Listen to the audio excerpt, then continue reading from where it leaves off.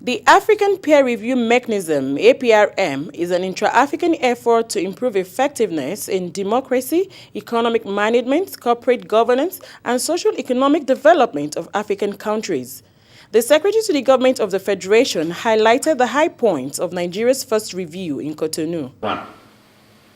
That Nigeria's human resources, rather than her natural endowments, are the country's greatest assets and should be fully developed and utilized. That fellow peers should emulate Nigeria's best practices, such as the establishment of a non-partisan Council of State, as well as the declaration of personal assets by President Umaru Musa Yar'Adua on assumption of office.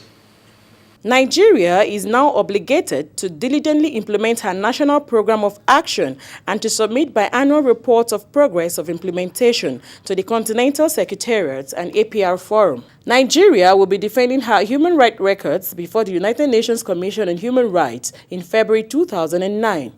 What possible impact will the peer review have on the report? What the report has done is to examine and see those standards and codes which are supposed to have been enacted and domesticated by Nigeria, which are still pending, particularly in human rights, like CEDAW and other things. And then calling on government to make sure that this is being done, to put in place the appropriate legislation, as well as appropriate institutions that will implement this. The dissolved National Working Group will give way for the constitution of a council on APRM that will be saddled with the responsibility of guiding the country's program of action in the next 4 years. Omotola-Aderinsola for AIT News.